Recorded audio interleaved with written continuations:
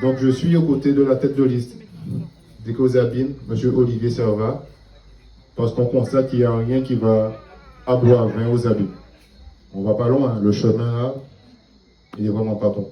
Donc les jeunes du quartier me font des remontrances par rapport au manque de moyens qu'il y a. Donc j'ai décidé de faire la réunion pour que les jeunes ils aient la parole aussi, parce qu'on doit être entendu. Donc nous sommes prêts pour le changement. Et j'ai qu'une chose à dire. Le 15 mars, on vote en masse. Il est temps qu'on enlève ce maire qui a déjà fait 2 mandats. Donc on passe à autre chose.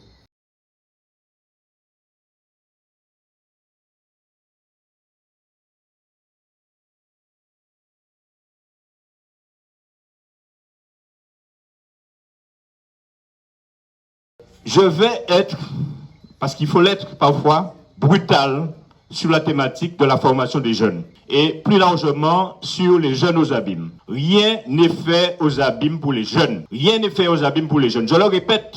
Et je prends la responsabilité de ce que je dis. Et je vais le prouver. Et donc nous avons commencé par faire un constat de la situation, notamment de la formation aux abîmes. Et c'est le vide sidéral. Première chose, dans l'équipe qui a travaillé sur le programme, des sommités dans l'éducation nationale, notamment des proviseurs, des chefs d'établissement. Nous avons eu aussi des enseignants qui nous ont dit qu'en fait, que depuis 12 ans, aucun élu de la municipalité ne vient dans les conseils d'école et dans les conseils d'administration. Moi, je vous dirais par exemple, puisque le maire en place fait sa campagne sur la rénovation urbaine. Dans la rénovation urbaine, et ce que je dis là, allez le vérifier ce soir sur Internet, tapez ANRU, charte de l'ANRU. Il y a dans la rénovation une charte qui prévoit l'insertion des jeunes. Le maire a quasiment oublié qu'il y avait ce volet insertion des jeunes. Il y a eu une réunion avec les inspecteurs, le recteur, et il y avait 2 absents. Le maire des Abîmes, si vous voyez, dit c'est pas vrai, nous pouvons montrer liste démarragement là. Bien entendu, l'extraordinaire maire de Pointe-à-Pitre. Rien n'a été fait, et donc ils sont absents. Absents dans les conseils d'école, absents dans les conseils d'administration, absents dans une réunion pour mettre en place un dispositif étatique qui pourrait les aider à insérer les jeunes.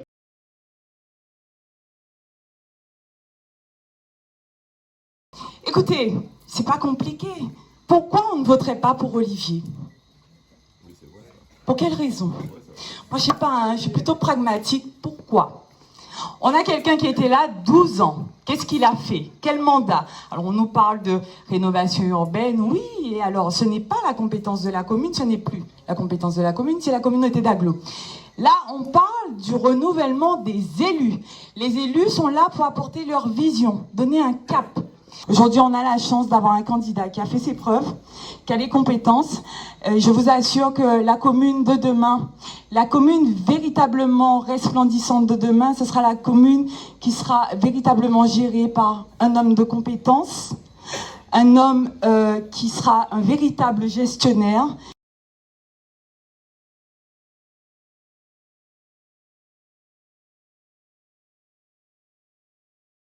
Juste à côté, donc des Abîmes. Je suis arrivée ici il y a 2 ans et demi. Et j'aime à raconter que j'ai rencontré monsieur Olivier Servat en achetant mon poulet, mon riz en bas de la rue. Et pour la petite histoire d'ailleurs, j'ai été invitée dans ce même lieu par un agent de la par un pro, bon bref. Comme quoi, il n'y a pas de hasard. Bon, je m'étais quand même un petit peu renseignée sur la vie politique, puisque j'ai habité une commune où il y avait un député président de la commission des finances. Et je m'intéressais à ce qui se passait donc aux Abîmes. Et je suis cadre administratif au CHU, à la direction des ressources humaines. J'ai vu les interventions en tant que parlementaire de M. Servat, donc j'ai profité de le voir là, avec notre cuisse de poulet, notre petit punch, pour lui dire, mais voilà, le CHU, vous avez pensé au matériel, vous avez pensé aux locaux, mais les humains, enfin voilà, un sujet parmi tant d'autres. Et en tant qu'abimienne, je lui dis, mais voilà, j'ai été m'inscrire sur les listes électorales, pour moi ça paraît logique, et j'ai demandé, qu'est-ce qui est pour les nouveaux arrivants? Ben, on m'a envoyé dans un bureau, puis dans un autre, finalement, pour rien avoir. On m'a dit, ben non, il n'y a rien. Même mes voisins et mes propriétaires ne savaient pas quel jour les poubelles passaient. Le truc basique, quoi, notre quotidien. Les poubelles, ben, je ne savais pas. Et au fur et à mesure des réunions, vraiment j'ai été accueillie comme il faut avec Ozabim, et au fur et à mesure des réunions, je me dis mais c'est pas possible. C'est pas possible de vivre comme ça. Notre quotidien, c'est du n'importe quoi. Quand on sait que les routes sont dans un état pas possible et qu'il y a du favoritisme à 5 € le mètre cube, je sais pas quoi. Enfin, quand on sait que, parce qu'elle l'a pas dit la maîtresse d'école, mais elle n'a pas eu ses 1000 € parce que monsieur le maire lui dit bah non, finalement j'ai préféré les mettre sur la fête et puis vous ferez pas votre sortie éducative. Enfin, plein de petites choses. À Besson, il se plaignait de l'état des routes et puis on les oublie visiblement. Il y a des inondations mais c'est pas grave. Enfin, j'ai eu d'ailleurs le week-end dernier une discussion sur le sujet avec des personnes du camp voisin, hein, parce que bon voilà. Et il me dit mais si, il faut voter Jalton. Je dis ah bon mais pourquoi? Enfin ah ben on a de l'eau. Oui, 20 000 habitants sur 53 000 en 12 ans. Bon, peut mieux faire pour notre quotidien quand même. Hein. Pour moi, c'est pas assez.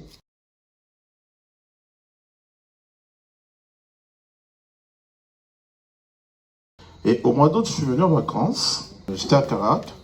Il y a une chose qui m'a choqué, c'est que j'avais l'impression que rien n'avait bougé entre 78 et maintenant. Alors mon métier m'a permis de rencontrer énormément d'hommes politiques en métropole, mais énormément. J'ai été approché souvent et je n'ai jamais voulu m'impliquer dans une histoire politique quelconque, mais jamais, alors que j'aurais pu. Et le hasard a fait que nous nous sommes rencontrés dans une veillée mortuaire, on se dit bonjour, et nous avons tenu au moins 20 ou 25 minutes à discuter, mais à discuter de tout. Et là, je me suis dit, là, pour une fois, j'ai une personne avec qui je peux discuter de tout. Mais on n'a pas parlé de politique, attention, c'est ça.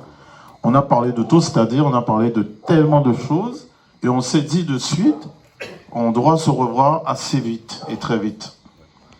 Et comme par hasard, je ne sais plus si c'est lui ou c'est moi, il y a un message qui a été envoyé, il y a un qui a envoyé, je crois que c'est moi qui lui ai envoyé un message d'abord, et la réponse a été assez rapide. Et donc là, on sent qu'on commence à entrer dans la considération. Donc si une personne comme ça, pour moi, aujourd'hui, aussi rapidement, prend son temps, prend au moins 25 minutes, alors qu'il avait des dizaines de personnes à saluer, c'était dans la veillée mortuaire du père de Dixie, donc qui est dans Akio, donc il y avait énormément de monde.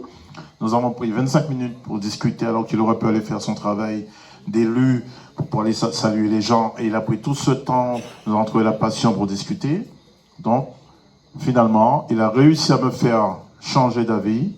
Je me suis inscrit aussitôt sur la liste, donc je voterai cette année, le 15 mars, pour Olivier Servat pour la première fois de ma vie, car j'ai toujours voté blanc. Bravo.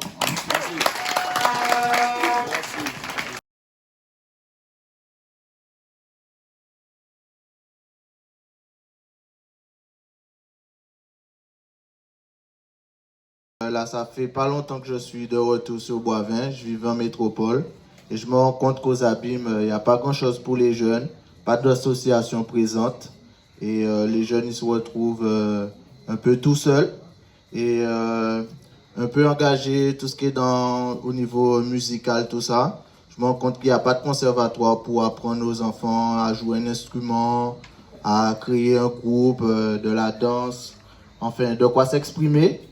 Et je voudrais vraiment que ça change en fait. Donc c'est pour ça que je me tiens aux côtés de tous mes collègues et pour essayer de faire évoluer les choses, quoi.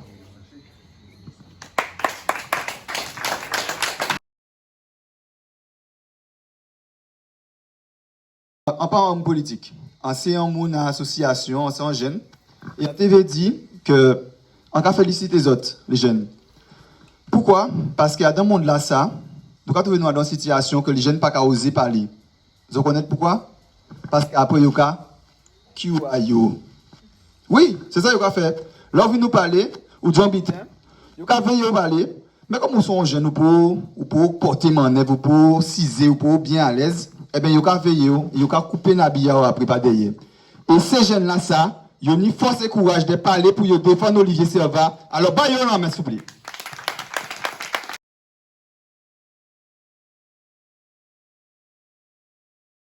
Avec les abîmes, nous jagoumé et nous que goumé parce que nous convaincus qu'aux abîmes méritent un changement, les abîmes méritent une nouveauté. Mon cousin a un terrain à Boson, Boivin, Boson. C'est le terrain de football de Jeunesse Évolution.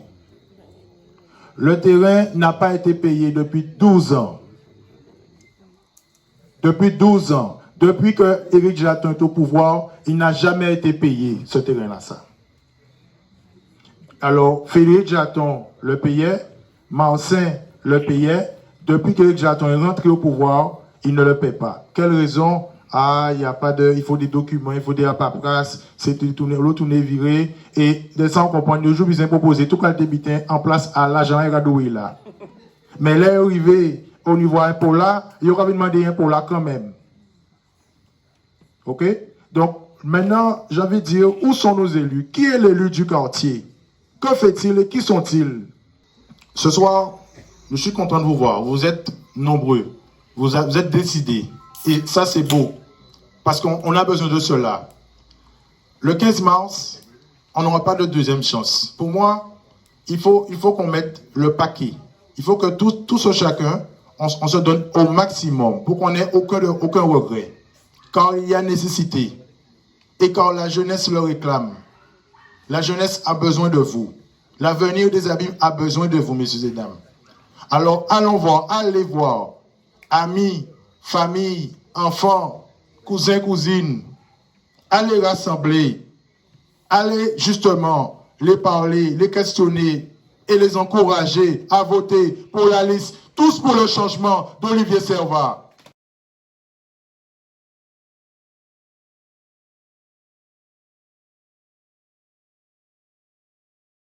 Si dès le jeune âge, quand même, on arrive à prendre conscience qu'il faut s'intéresser à ce qui se passe dans sa ville, c'est parce qu'au bout d'un moment, on grandit, on évolue, mais on voit que les choses autour de nous ne changent pas, que c'est toujours la même chose. Comme le monsieur l'a dit, il est parti, il est revenu, c'est toujours la même chose. Vous voyez le même paysage, rien ne change. Donc c'est vrai qu'au côté d'Olivier Servat, on a trouvé un candidat, une personne qui sait nous tendre l'oreille, nous tendre la main, qui sait nous écouter et qui sait nous aider. Donc grâce à Olivier, Mélissa peut financer ses études. Et c'est vrai que les études, pour nous, c'est très important. On a beaucoup de jeunes qui partent, mais on part pourquoi? Parce qu'une fois qu'on est diplômé, derrière, après, il n'y a rien. Il n'y a rien qui ne correspond. C'est vrai qu'on nous dit, oui, il faut rester en Guadeloupe, il faut rester aux abîmes. Mais si on n'a pas de structure qui nous permette de continuer dans ce qu'on veut faire, c'est normal qu'on partira. Donc, les abîmes doivent évoluer. On veut un changement. Mais il ne suffit pas juste de s'arrêter au bourg des abîmes. Au-delà, dans nos quartiers, dans nos sections, vous voyez toujours la même chose. C'est qu'au bout d'un moment, après 12 ans, il y a assez. Aujourd'hui, on est là parce qu'on veut du changement. On a trouvé un candidat qui a toutes les qualités pour tenir une mairie. À part tout dit, gérer une mairie, donc vous voyez, il y a une équipe, une organisée, toute bitec a fait bien. Donc c'est vrai qu'avec notre commission jeune, on arrive quand même à faire des manifestations grâce à M. Servat. Il n'y a pas longtemps, on a fait un centre système à Carac. On a eu un beau podium. Tout ça, c'était grâce à M. Servat. Tout ce qui s'est passé, c'était grâce à lui. Aujourd'hui, on fait des sorties. On fait des tournois de foot avec l'aide de M. Servat. On gagne. On a gagné. Oui, et on gagne. Pour une fois, après 10 ans, on a réussi à gagner un tournoi parce qu'on a une très belle équipe. Et c'est vrai que chaque année, il donne la chance à des jeunes de participer, de jouer pour nous. Et c'est un plaisir. Donc aujourd'hui, nous avons un candidat qui est accompagné d'alliés, qui a une équipe derrière lui. Il n'est pas tout seul. Parce qu'on ne gère pas une mairie tout seul, on gère une mairie en équipe. Avec une équipe qui est organisée avec lui, qui l'accompagne. Mais pas seul. On ne gère pas, on ne décide pas des choses seules. Aujourd'hui, on dit stop au favoritisme. Parce que c'est pas comme ça. Normalement, on est tous abîmés. Tout le monde a payé un pour tout le monde a payé facture. Donc on est censé avoir les mêmes droits que les autres. Pourquoi nous n'avons ni droit des choses que nous n'avons pas ni droit? Donc là, il faut nous arrêter ça. Nous sommes abîmés. Nous pas abîmés là, ça a arrangé l'élection qui a vu. Nous abîmés toute l'année là, de janvier à décembre. Alors, il faut qu'on puisse avoir les mêmes droits. Aujourd'hui, on veut du changement. On veut voir une nouvelle alternative pour notre ville. On a un candidat qui est sérieux, qui est compétent. Le diplôme est très long. Ils n'ont pas mal. Ils ont pu taper chercher qui monte que Olivier Servat. Ils ont dit, mais il ne peut pas venir tout s'habiter. Il peut pas être enseignant. Il a fait politique aussi. Ils ont bien vu qu'il est député. De son parcours de député, il a tout ces déjà fait bon nous. Il a tout ces déjà fait la Guadeloupe. Nous tenons un député qui a déjà fait. Et si tu as voyagé, qui a proposé? Combien de fois est monté l'Assemblée? Il a monté, hein? Il a monté, il a descendu, il a venu voir nous. C'est que, il y a le temps. C'est ça nous voulons. Un monde qui n'y temps bon nous, il n'y temps encore de nous, qui a coûté nous, qui a nous la mêlée nous besoin. À part les besoins, nous pouvons venir voir nous dire nous, votez pour moi.